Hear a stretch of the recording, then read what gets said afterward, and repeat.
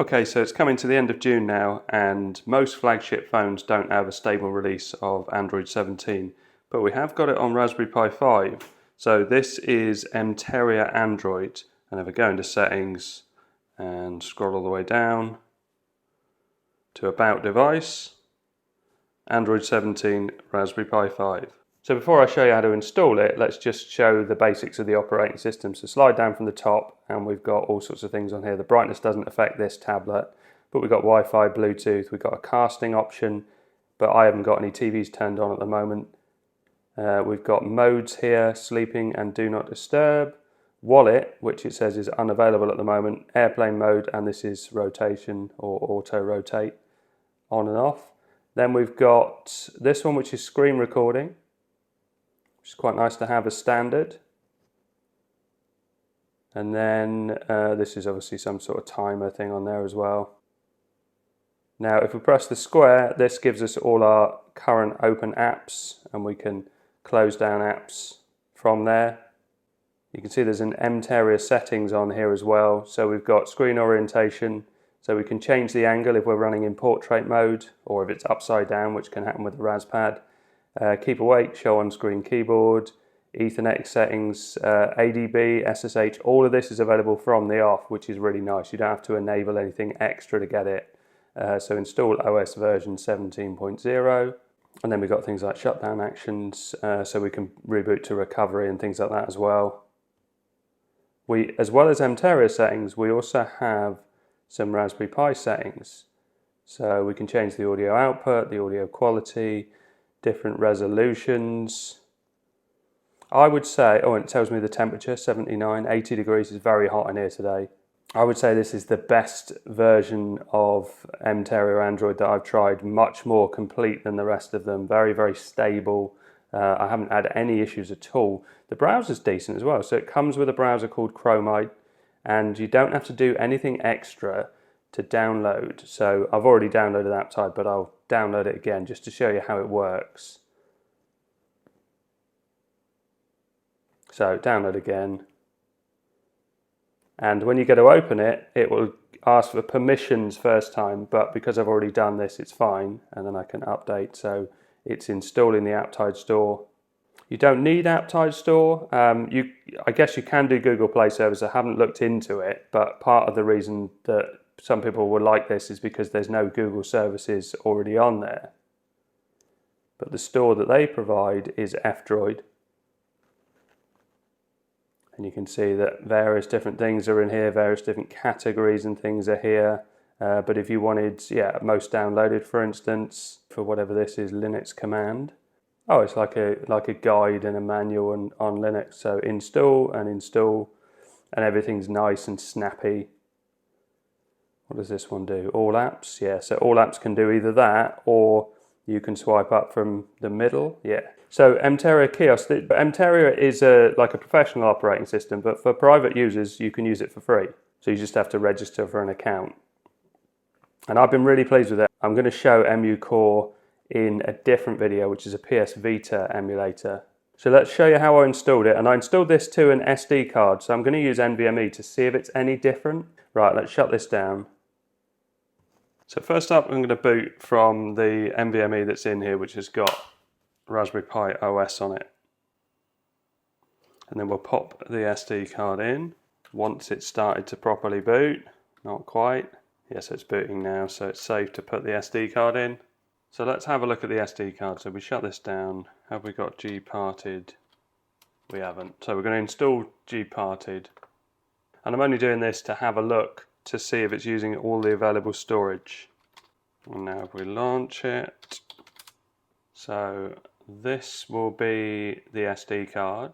Oh, it uses an 8 gig partition, and then the main data partition is on the end here. Interesting. Android does create lots and lots of different boot partitions and various different things.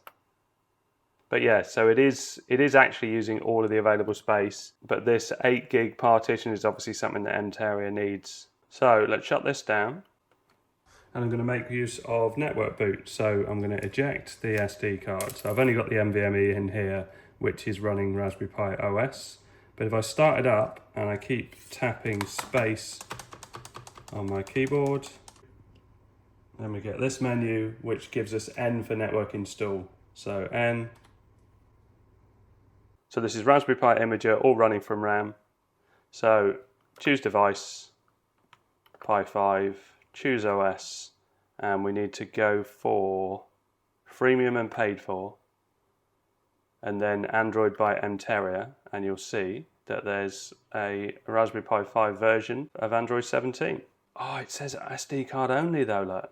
So I can't do it to NVMe. Oh, that's interesting. I wonder why they do that. So Consta Kang's version, you do need to make a change in the config.txt. I think I'm going to try installing it to NVMe anyway and see what it does. So that's my NVMe drive, and next, and yes. Now I'm thinking maybe I need to try it on a compute module, although I haven't got any compute modules which have an eMMC drive, but the eMMC and the SD are usually treated the same on a Raspberry Pi. But yeah, I haven't got a compute module 5 with inbuilt storage, I don't think.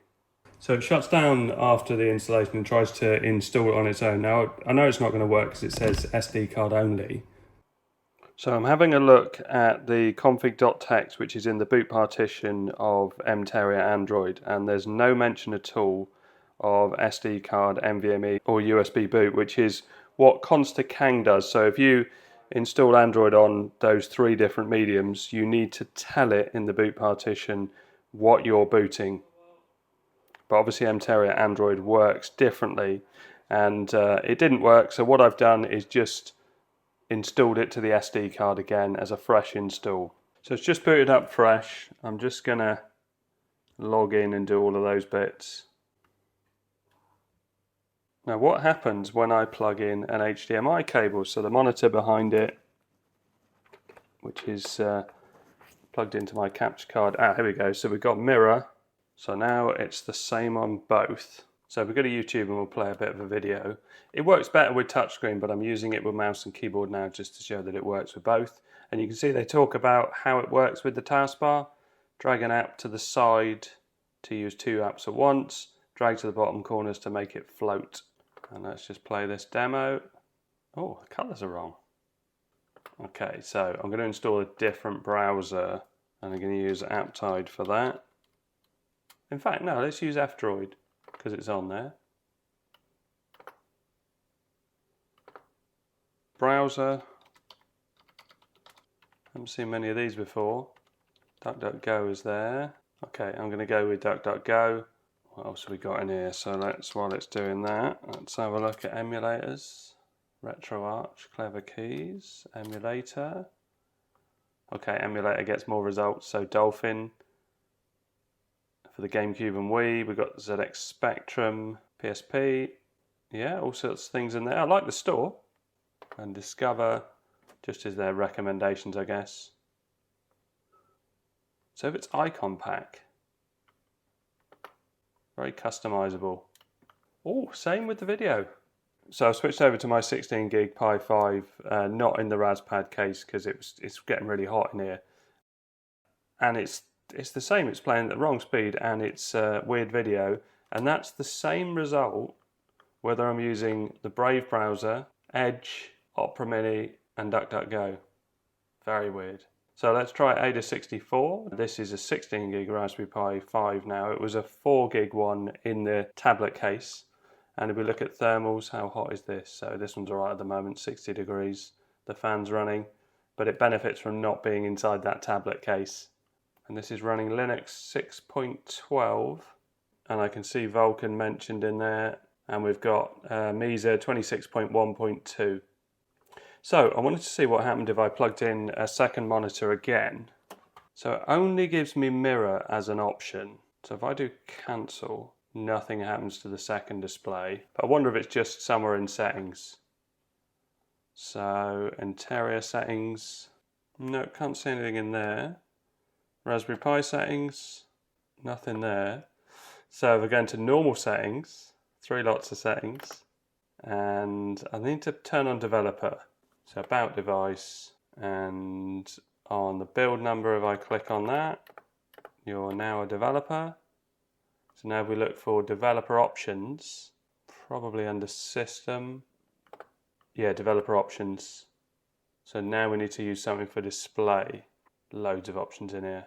So we have got freeform windows, enable freeform windows, and also enable freeform windows on secondary display. Yeah, I can't see anything else. Right, so let's restart it because it said it needed to be restarted to do that.